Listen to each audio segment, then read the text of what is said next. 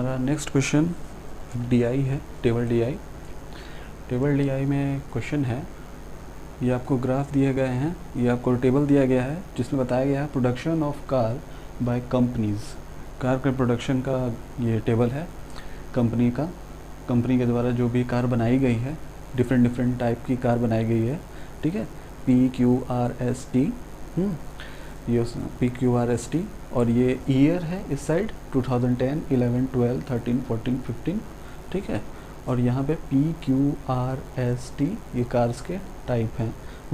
और 2010 में total car बनाई गई है 74, और 2011 में 71, 2012 में 75, 13 में 90, 14 में 80, 15 में 66, और टोटल कितनी बनाई गई है? टोटल बनाई गई है आपकी 476। अच्छा, कब से कब तक? 2010 से 2015 तक, ठीक है। तो ये है आपका टेबल। अच्छा, टेबल में क्वेश्चन क्या पूछा गया है? इन विच ईयर, कौन से ईयर में द टोटल प्रोडक्शन, जो पूरा प्रोडक्शन है कार का, ऑफ टाइप P&Q, यानी कि P&Q टुगेदर, मतलब कि अगर उनको मर्ज किया जाए, was equal to total production of car of type R&S। यानी कि अगर मैं P प्लस Q और R&S, ऐसे कौन से ईयर हैं जो इन दोनों का प्रोडक्शन और R और S टाइप का प्रोडक्शन किस ईयर में इक्वल है? किस ईयर में इक्वल है? अब देखिए यहाँ पे मैंने ऑप्शन दिया है। आप देखिए यहाँ पे 4 ऑप्शन है, और यहाँ पे कितने ईयर्स हैं हमारे पास? 1 2 3 4 5 6 ईयर्स हैं, और हमारे पास 4 ऑप्शन है। तो आप ऐसा करिए, आप पूरा मत काउंट करने जाइए, जो ऑप्शन है आपके पास आप खाली उनसे मैच कर लीजिए। ऑप्शन ए क्या है? 2011 ये है। इन दोनों को अगर मैं ऐड करता हूँ तो क्या मुझे मिलेगा? इन दोनों को ऐड करूँगा मुझे 30 मिलेगा, ठीक है। और इन दोनों को ऐड करूँगा तो क्या मिलेगा? मुझे मिलेगा 23, यानी कि ये इक्वल नहीं है, ठीक है, यानी कि ये नहीं होगा, ठीक है। 2012 में इन दोनों को ऐड करूँ, 16 और 14, 30, इन दोनों को ऐड करूँ तो क्या मिलेगा? 26, ये भी इक्वल नहीं है। 2015 क्या है? 4, 6 एंड 4, 28, 31, यानी कि 39, ये भी इक्वल नहीं है। अभी ये देख लेते हैं एक बार। यानी कि आंसर ये होगा, ठीक है। आंसर ये होगा, मैंने पहले से कैलकुलेट किया है इसे, 21, 12, 39, नहीं 33 एंड 20 एंड 30, यानी कि ये देखिए ये 33 आ रहा है, ये 33 आ रहा है। इसका एक्चुअल आंसर होना चाहिए 2014, ठीक है। तो आंसर होगा क्या? नन ऑफ द अबव, क्योंकि ऑप्शन में नहीं था, तो नन ऑफ द अबव, ठीक है। Next question. Okay, question number 10। In which year, कौन से ईयर में the production of car of all types, किस साल में production of car of all types, मतलब कि इसकी बात हो रही है, किस ईयर में production of all cars taken together, अगर मैं लूँ एक साथ, जितने भी प्रोडक्शन हुए हैं कार्स के एक साथ मैं लूँ, वो अप्रॉक्सीमेटली इक्वल हो, किस साल के अप्रॉक्सीमेटली, वो किस के कौन सा साल इक्वल है the average during the period, मतलब कि इन पूरे साल में, यानी कि 10, 11, 12, 13, 14, 15, इन 6 सालों का जो एवरेज होगा, इन 6 सालों में जो एवरेज निकलेगा, वो एवरेज इन सभी सालों में से, इन सभी ईयर्स में से 10, 11, 12, 13, 14, 15 किसके अप्रॉक्सीमेटली टोटल के इक्वल है। कैसे निकलेगा? हमको सबसे पहले निकालना होगा इसका एवरेज ड्यूरिंग द पीरियड। क्या होगा average during the period? During the period का क्या मतलब? जितने भी साल प्रोडक्शन हुआ है, ठीक है। कितने साल प्रोडक्शन हुआ है? 10, 11, 12, 13, 14, 15, 6 साल। टोटल प्रोडक्शन कितना हुआ है? 476। तो 476 डिवाइडेड बाई 6 ईयर क्या आएगा? 7। यहाँ से 7 आ जाएगा, 42, 5, 56, 54 यानी कि 9, 54, 2, 20, 3, 3, 3, 3, 3, 2, देन अगेन 3, 3, 3, 3। तो कितना आ रहा है अप्रॉक्सीमेटली? एवरेज कितना आ रहा है during average during the period कितना आ रहा है? 79.3333 डॉट डॉट। ठीक है। और पूछा क्या जा रहा है?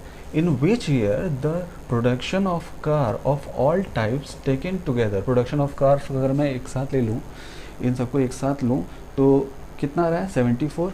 इस ईयर में 2011 में सभी टाइप के प्रोडक्शन को एक साथ में लूँ तो कितना आ रहा है? 71। इसका कितना आ रहा है? 75। इसका कितना आ रहा है? 90। इसका कितना आ रहा है? 80। इसका कितना आ रहा है? 66। आपसे पूछा गया है, क्या गया है? कौन अप्रॉक्सीमेटली इक्वल है?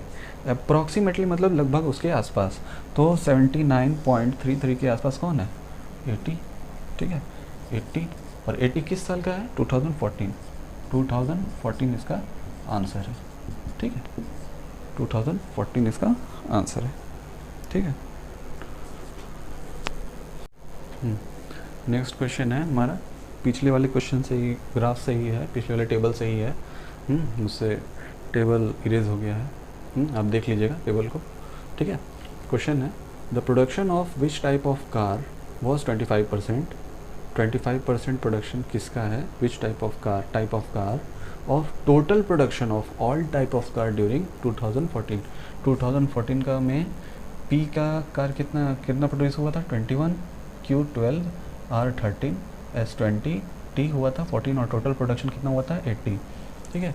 और आपसे पूछा क्या जा रहा है कि किस टाइप की कार 25% प्रोड्यूस हुई थी टोटल प्रोडक्शन में से? किस ईयर में? 2014 में। तो 2014 में अगर मैं 25% टोटल प्रोडक्शन का निकाल दूँ, 25% ऑफ 80 टोटल प्रोडक्शन का, तो हमको नंबर मिल जाएगा कि कौन सी कार, कितनी कार हुई थी। 25% अगर मैं निकालूँ 80 का। ठीक, okay. Question number 12 to 14 puzzle से रिलेटेड है। हम जा रहे हैं पज़ल सॉल्व करने, जो कि प्रोफेशन के ऊपर है। और पहले पज़ल सॉल्व करने से पहले हम एक बार बढ़िया से पज़ल को पढ़ लेते हैं कि पज़ल क्या बोल रहा है, और पज़ल का जो डिटेल लिखे हुए हैं उनको हम शॉर्ट फॉर्म में एक साइड लिखते जाएंगे ताकि कोई एम्बिग्यूटी ना हो हमें क्वेश्चन को सॉल्व करने में। ठीक है। क्वेश्चन का पहला पॉइंट है, P, Q, R, S, T and U, 6 member of a family, each of them engaged in a different profession, doctor, lawyer, teacher, engineer, nurse, manager. पहला पॉइंट बता रहा है कि एक फैमिली है। फैमिली में सिक्स लोग हैं। ठीक है, 1, 2, 3, 4, 5, 6। P, Q, R, S, T, U। ठीक है। Each of them engage in a different profession. और इन छः ये जो 6 पर्सन हैं, ये सभी किसी न किसी प्रोफेशन के साथ जुड़े हुए हैं। ठीक है, कोई ना कोई प्रोफेशन के साथ जुड़े हुए हैं, जैसे कि कोई डॉक्टर है तो कोई लॉयर है, कोई टीचर है, कोई इंजीनियर है तो कोई मैनेजर है, कोई नर्स है। ठीक है, D मतलब doctor, L lawyer, T teacher, engineer, M manager, N nurse. ठीक है। अच्छा, दूसरा पॉइंट क्या कह रहा है हमारा? ये पहला पॉइंट है। ठीक है, दूसरा पॉइंट क्या कह रहा है? दूसरा पॉइंट कह रहा है, each of them remains at home on a different day of a week from Monday to Saturday. सभी जो हैं एक एक दिन घर पे रुकते हैं, वीक के एक एक दिन, हफ्ते में एक एक दिन सभी लोग घर पे रुकते हैं। ठीक है। अच्छा, तो ऐसे क्वेश्चन के लिए हम क्या करते हैं, एक बॉक्स बना लेते हैं जिसमें लिखे हों डेज ऑफ अ वीक। ठीक है, हम बना लेते हैं इसमें मंडे, ठीक है, Tuesday, Wednesday, Thursday, Friday, Saturday, Sunday. ठीक है, संडे है नहीं तो संडे हटा भी सकते हैं। अच्छा, मैं इसमें लिखूँगा प्रोफेशन, प्रोफेशन, प्रोफेशन, प्रोफेशन यानी कि ये DLTEMN। ठीक है, और इसमें लिखूँगा मैं, इसमें लिखूँगा पर्सन्स के नेम। पर्सन्स के नेम यहाँ पे क्या है? पर्सन्स के नेम है PQRSTU। ठीक है, पर्सन्स नेम, पर्सन्स नेम। ठीक है, अच्छा, तो थर्ड पॉइंट, सेकंड पॉइंट हो गया।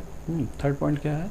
Lawyer in the family remains at home on Thursday. Third point है कि जो लॉयर है L, वो कहाँ रहता है? होम पे रहता है। कब? थर्सडे के दिन। ठीक है, थर्सडे के दिन रहता है होम पे। ठीक है, तो देखिए अभी नेम नहीं लिया जा रहा है, लॉयर कौन, उसका लॉयर का नाम क्या है, मतलब PQRSTU में से कौन है लॉयर नहीं पता, लेकिन इतना पता चल गया है कि लॉयर जो भी है वो थर्सडे को रहता है। यानी कि प्रोफेशन का रो ये है, तो मैं यहाँ लिख लेता हूँ L, और ये कहाँ पर रहता है? थर्सडे में। चलिए, लॉयर का पता चल गया कि वो थर्सडे में रहता है। अच्छा, ठीक है, अब आगे चलते हैं। क्या है third point, fourth point? R remains at home on Tuesday. R जो है, R एक पर्सन है, R ये पर्सन है। ठीक है, पर्सन जो है वो कहाँ रहता है? ट्यूसडे, मंगलवार को, ट्यूसडे के दिन। पर्सन का नेम इस रो में लिख रहे हैं। ठीक है, R लिख लेते हैं यहाँ पे। ठीक, अच्छा, फिर आगे बढ़ते हैं। आगे फोर्थ पॉइंट हमने लिख लिया है कि फोर्थ पॉइंट R जो है कहाँ रहता है? मंगलवार को, यानी कि ट्यूसडे के दिन रहता है घर पे। ठीक है, P, फिफ्थ पॉइंट क्या कहता है? फिफ्थ पॉइंट हमारा कह रहा है P अ डॉक्टर। P कौन है? एक डॉक्टर है। ठीक है, P एक डॉक्टर है। हाँ, P एक डॉक्टर है। Does not remain at home either on Saturday और वेंसडे। डॉक्टर जो है ना वेंसडे को घर पे रहता है, ना ही कहाँ? सैटरडे को घर पे रहता है। ना ही वेंसडे को रहता है, ना ही सैटरडे को रहता है। अच्छा, ठीक है। अच्छा, अब एक चीज़ देखो कि R ट्यूसडे को रहता है, थर्सडे को लॉयर रहता है। ठीक है, अब हमको P का नाम भी पता, मतलब डॉक्टर का नाम भी पता है, और P और P का प्रोफेशन भी पता है, डॉक्टर। यानी कि ये दोनों जब भी लिखे जाएंगे वो एक कॉलम में लिखे जाएंगे एक साथ। ठीक है, एक कॉलम में एक साथ लिखे जाएंगे। तो इसका मतलब ये हुआ कि लॉयर जो भी होगा वो डॉक्टर तो होगा नहीं, क्योंकि वो लॉयर तो है, और जो लॉयर होगा वो डॉक्टर नहीं होगा, वो एक ही कोई प्रोफेशन ले सकता है। ठीक है, तो इसका मतलब ये हुआ कि जो लॉयर होगा वो P नहीं होगा। ठीक है, क्योंकि P डॉक्टर है, तो इसका मतलब ये हुआ कि थर्सडे में P डॉक्टर नहीं जा सकता, यानी कि P जो डॉक्टर है वो थर्सडे को भी नहीं रहता है। ठीक है, और जो R एक पर्सन पहले ही से है, उसका कोई और होगा प्रोफेशन। क्यों? क्योंकि P का प्रोफेशन तो डॉक्टर है, R डॉक्टर हो नहीं सकता, तो इसका मतलब ये भी हुआ कि वो मंगलवार को भी नहीं रहता है। ठीक है, यानी कि वो मंगलवार को भी नहीं रहता है। ठीक है, वो वेंसडे को नहीं रहता है, सैटरडे को नहीं रहता है, थर्सडे को नहीं रहता है, ट्यूसडे को भी नहीं रहता है। ठीक है, अच्छा, अब आगे बढ़ते हैं। 6 पॉइंट क्या है? S is neither doctor. S जो है डॉक्टर नहीं है। ठीक है, एस डॉक्टर नहीं है, टीचर भी नहीं है। एस टीचर भी नहीं है। ठीक है, एस डॉक्टर नहीं है, टीचर नहीं है, and remains at home on Friday. But रहता कब है? फ्राइडे को रहता है। ठीक है, फ्राइडे को एस रहता है। ठीक है, ये पर्सन की लाइन है, रो है, तो मैं यहाँ लिख लेता हूँ एस। ठीक है, अच्छा, एस ये नहीं है, ये भी नहीं है। ठीक है, मतलब कि वो डॉक्टर भी नहीं है और टीचर भी नहीं है। ठीक है, अच्छा, 7 पॉइंट क्या है? 7 पॉइंट क्या है? क्यू जो है वो इंजीनियर है। ठीक है, और टी क्या है? वो मैनेजर है। अच्छा, अब आप एक चीज़ नोटिस करिए कि एस डॉक्टर भी नहीं है, टीचर भी नहीं है, और क्यू इंजीनियर है, तो इसका मतलब ये होगा कि एस इंजीनियर नहीं होगा, तो यानी कि एस इंजीनियर भी नहीं है और वो मैनेजर भी नहीं है। ठीक है, एस मैनेजर भी नहीं है। ठीक है, अच्छा, एस डॉक्टर नहीं है, टीचर नहीं है, इंजीनियर नहीं है, मैनेजर नहीं है, तो वो लॉयर भी नहीं हो सकता, क्योंकि एस तो फ्राइडे के दिन रहता है और लॉयर जो है थर्सडे के दिन रहता है, तो यानी कि वो लॉयर भी नहीं है। ठीक है, यानी कि वो लॉयर भी नहीं है, तो वो क्या है, क्या बच गया लास्ट, नर्स, यानी कि एस जो है वो नर्स है, एस जो है वो नर्स है। ठीक है, अच्छा, एस जो है नर्स है। अब क्या बात, अब क्या चीज़ है बच्ची, अब फ्राइडे के दिन अगर एस है, अगर फ्राइडे के दिन एस है, और तो इसका मतलब कि डॉक्टर फ्राइडे के दिन भी नहीं रह सकता है ना, यानी कि वेंसडे नहीं रह सकता, सैटरडे नहीं रह सकता, थर्सडे, ट्यूसडे, फ्राइडे, इन 5 दिन नहीं रह सकता, तो कब रहेगा, संडे को हॉलीडे। ठीक है, इन सबको हटा दो, संडे को हटा ही दो, कोई मतलब नहीं है, कब रहेगा, मंडे को रहेगा। यानी कि जो डॉक्टर है वो पी है। ठीक है, कब रहे, कहाँ रहेगा, मंडे को रहेगा। ठीक है, मंडे को रहेगा। अच्छा, अब एक चीज़, अब क्या बच गया हमारे पास, ट्यूसडे के दिन आर रहता है। ठीक है, आर जो है वो लॉयर नहीं हो सकता। ठीक है, और जो एल है, जो एल है वो क्या है, वो आर नहीं हो सकता। ठीक है, वो आर नहीं हो सकता। ठीक है, तो एल अगर आर नहीं हो सकता, आर जो है वो एल नहीं हो सकता, यानी कहने का मतलब है आर का प्रोफेशन जो होगा, वो एल वाले का जो भी नाम होगा उसका प्रोफेशन नहीं हो सकता। ठीक है, समझ में आया। तो एल अगर पहले ही से लॉयर है, और हमको पता है क्यू का प्रोफेशन क्या है, इंजीनियरिंग, और टी का प्रोफेशन क्या है, मैनेजर, तो ये दोनों जब भी आएंगे एक कॉलम में आएंगे, ये दोनों जब भी आएंगे एक कॉलम में आएंगे, एक साथ आएंगे, यानी कि या तो क्यू ई एक साथ यहाँ पे होगा, या तो क्यू ई एक साथ यहाँ होगा, टी एम एक साथ यहाँ होगा, या टी एम एक साथ यहाँ होगा, यानी कि क्यू जो भी है, क्यू और टी, क्यू और टी, ई और एम, ई और एम जब भी आएंगे एक साथ आएंगे। ठीक है, अच्छा, बच क्या गया हमारे पास प्रोफेशन, हमारे पास प्रोफेशन बच गया, डॉक्टर हो गया हमारे पास, लॉयर हो गया, इंजीनियर हो गया, मैनेजर हो गया, नर्स हो गया, टीचर, यानी कि कौन सा प्रोफेशन बच गया, ये वाला प्रोफेशन का ये वाला हिस्सा बच गया, यानी कि टीचर यहाँ होगा। ठीक है, लॉयर, हम पी लिख लिए, हम आर लिख लिए, हम एस लिख लिए, हम टी लिख लिए, यू नहीं लिखे, यानी कि एल जो है लॉयर कौन है, यू। ठीक है, लॉयर कौन है, यू। ठीक है, questions related to puzzle.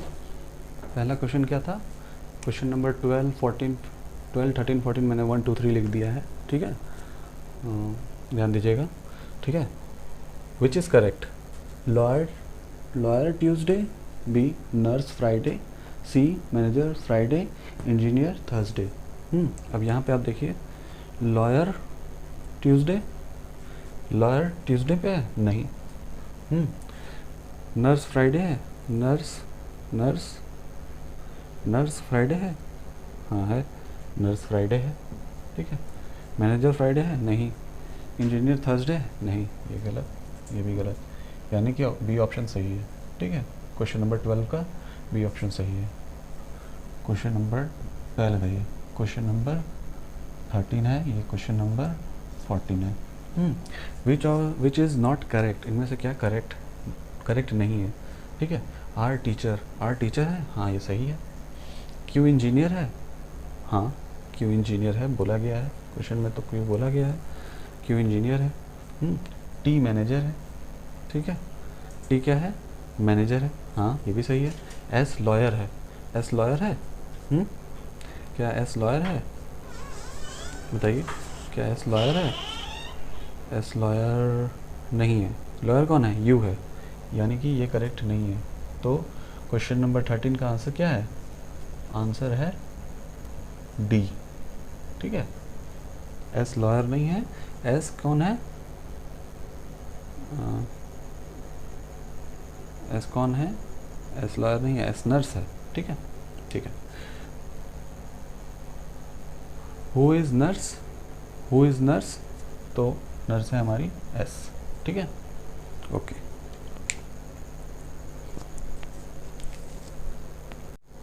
Question number 15, odd one out choose करना है। ऑड वन आउट चूज़ करना है। ट्वाइन, ट्वाइन क्या होता है, आपने कोकोनट की रोप देखी होगी, कोकोनट की रस्सी, उसको ट्वाइन कहते हैं, ठीक है, उसके गोले को, कोकोनट की रस्सी के गोले को ट्वाइन कहते हैं। कॉर्ड, कॉर्ड क्या होता है, कॉर्ड आपने तार देखा होगा, मेटल की तार देखी होगी, वायरिंग की भी तार देखी होगी, तो उसको कहते हैं, ठीक है, वो भी रोप टाइप का होता है। यार्न, ये क्या है, ऊन का गोला, हाँ। और ये क्या है, टेप देखा होगा आपने, चिपकाने के लिए टेप का इस्तेमाल होता है, रील की तरह होता है टेप। अब इन सब में देखिए ये सभी चीज़ें रोप की तरह हैं, ठीक है, टेप जो है चिपकाने के लिए आता है, तो ये हो गया आपका odd one out, okay.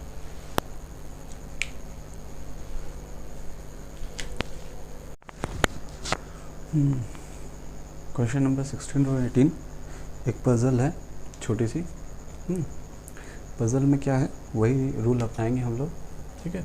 Puzzle को पहले पॉइंट वाइज हम लोग शॉर्ट फॉर्म में साइड में लिखते चले जाएंगे कि वो क्या है। पहला क्या है, 6 पर्सन है, ABCDEF taking their breakfast in two group facing one another, यानी कि 2 ग्रुप है, 6 आदमियों का 2 ग्रुप है, ठीक है। क्या कर रहे हैं, एक दूसरे को, वो ग्रुप एक दूसरे को फेस कर रहे हैं, ठीक है। अच्छा, अब सोचिए अगर सर्कल में बैठे हैं तो सर्कल में तो 2 ग्रुप बैठ नहीं पाएंगे ना अलग से, कैसे डिसाइड करेंगे हम लोग कि ये अलग ग्रुप है कि ये अलग ग्रुप है। कोई अलग तरीके का इनका पैटर्न होना चाहिए बैठने का। अगर ठीक है, अगर हो सकता है ये एक रो में तो बैठ नहीं सकते हैं, 6 को रो में तो बैठा ही नहीं सकते हैं, क्योंकि एक दूसरे को फेस नहीं कर पाएंगे। फेस इसमें लिखा है ना, फेसिंग वन अनदर, तो रो में तो बैठेंगे नहीं, किस में बैठेंगे, ये बैठेंगे एक रेक्टेंगल टेबल पे, ठीक है, ये बैठेंगे एक रेक्टेंगल टेबल पे।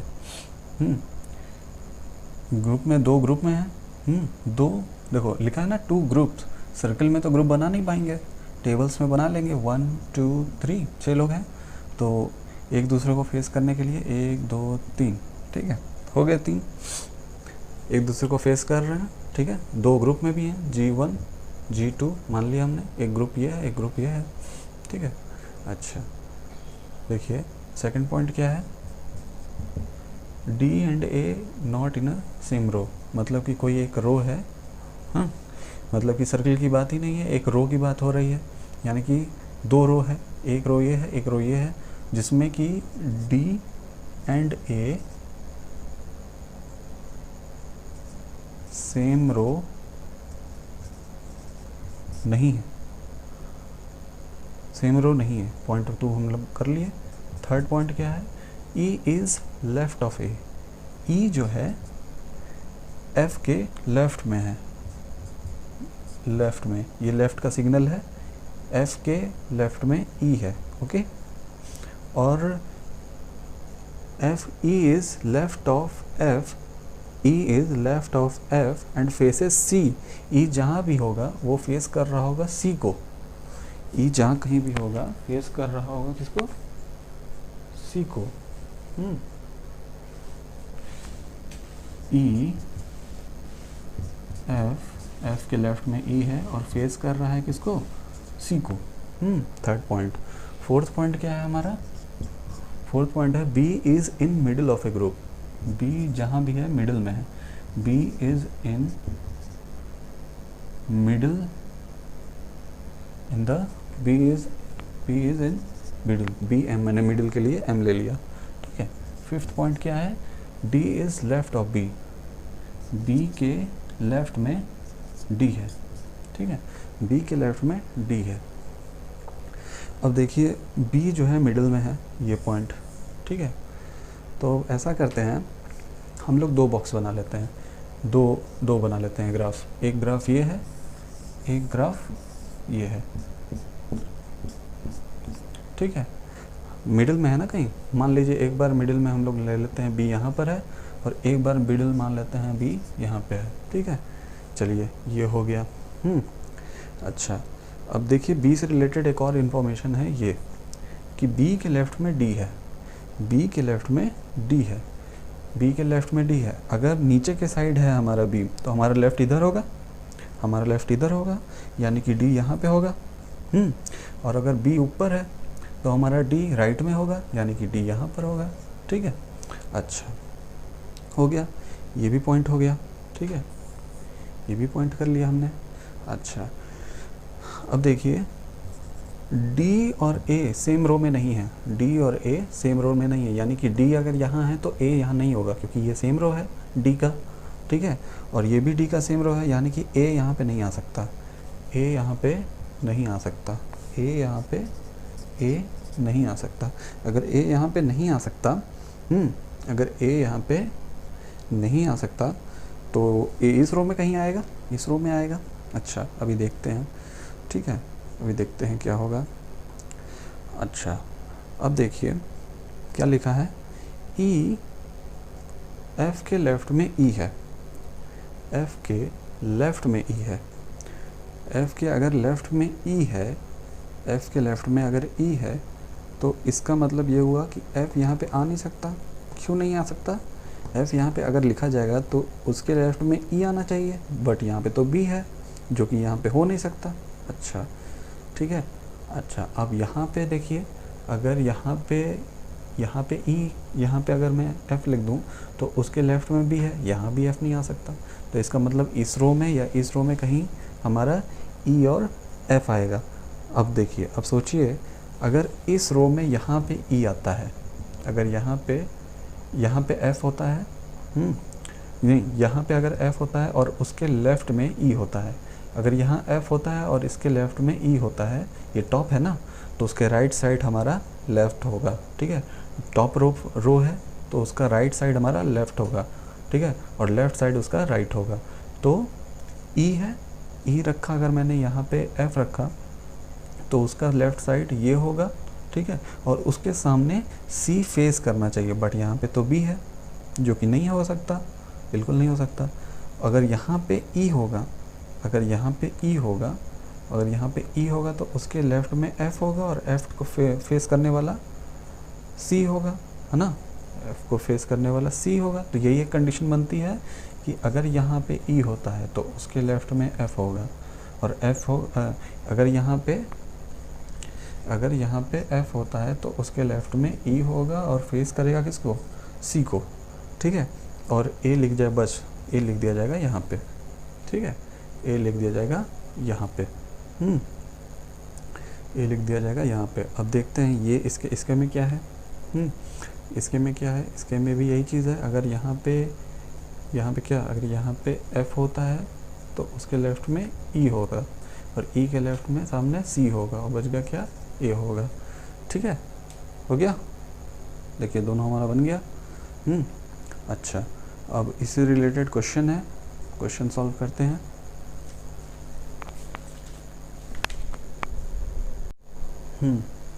तो इससे रिलेटेड क्वेश्चंस क्या हैं कि हु इज़ फेसिंग बी, फिर बी को कौन फेस कर रहा है? देखिए, बी को फेस कर रहा है एफ़, 16 का आंसर होगा एफ़, ठीक है। Who of the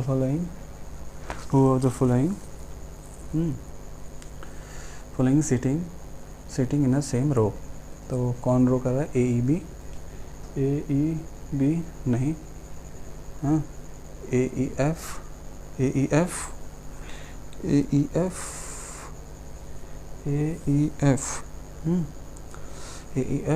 same row में है, ठीक है, ए ई एफ एक ही रो में है, ठीक है। Who is facing each other? So D and A R facing each other, okay, done.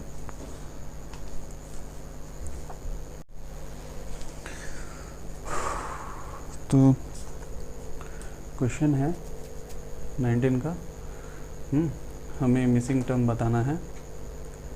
Missing term में क्या है कि इसके पैटर्न पे हमको इसका पैटर्न ढूंढना है, इसका सीक्वेंस ढूंढना है, किस तरीके से कैलकुलेट हो रहा है।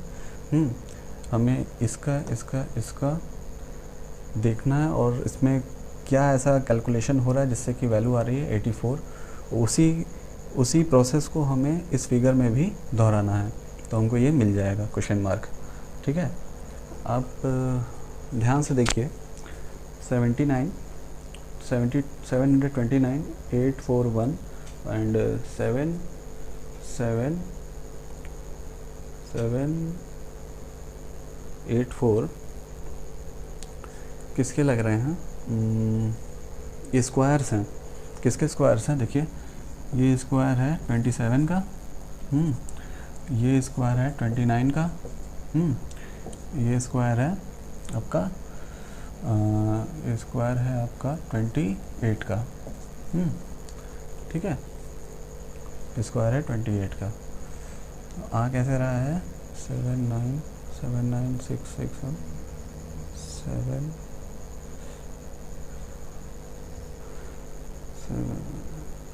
24 हाँ, देखिए इसका जो 27 है, 29 और 28 इन सबको ऐड कर दीजिए, 84 आ जाएगा। ठीक है, अच्छा इसी सिमिलरली टू ये किसका स्क्वायर है? 15 का। ये किसका स्क्वायर है? 13 का। ये किसका स्क्वायर है? 14 का। ठीक है, तो ऐड कर दीजिए, ऐड करेंगे कितना आएगा? 42। ठीक है, 42 आंसर है। ठीक, next question number 20, the last question. हम लोग 20 क्वेश्चन करते हुए आगे बढ़ेंगे। ठीक है, हाँ ये क्या है कि हमें क्वेश्चन दिया हुआ है 20 का कि डिवाइड का मतलब है ऐड, माइनस का मतलब है डिवाइड, मल्टीप्लाई का मतलब है माइनस और प्लस का मतलब है मल्टीप्लाई, और ये है क्वेश्चन। ठीक है, ये है क्वेश्चन। इसकी वैल्यू क्या होगी? देखिए 3 4। मल्टीप्लाई का क्या मतलब है? मल्टीप्लाई का मतलब है माइनस, माइनस ब्रैकेट। माइनस का क्या मतलब है? माइनस का मतलब है डिवाइड। ठीक है, 8। मल्टीप्लाई का क्या मतलब है? मल्टीप्लाई का मतलब है माइनस 4। ठीक, अपॉन 4। प्लस का क्या मतलब है? मल्टीप्लाई। मल्टीप्लाई का क्या मतलब है? माइनस 2। प्लस का क्या मतलब है? मल्टीप्लाई 16। डिवाइड का क्या मतलब है? प्लस। कैलकुलेट कर लीजिए। ठीक है, 3 × 4 ब्रैकेट में है -1।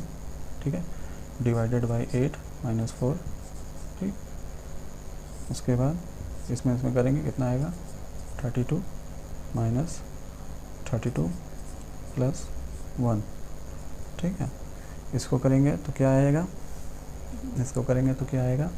इसको करेंगे -33 अपॉन 8 अपॉन 1, तो माइनस 4.1 कर लेते हैं 3, 8 से करेंगे 32, 4 1.01822045। ठीक है, 425 आएगा माइनस में। ये इसमें ये वाला जो क्वेश्चन है, ये क्वेश्चन रॉन्ग, इसका ऑप्शन रॉन्ग दिए हुए हैं। इसका आंसर करेक्ट यही होगा, -4.5। ठीक है, ऑप्शन में नहीं है -4 -4.125। ठीक, तो यही था।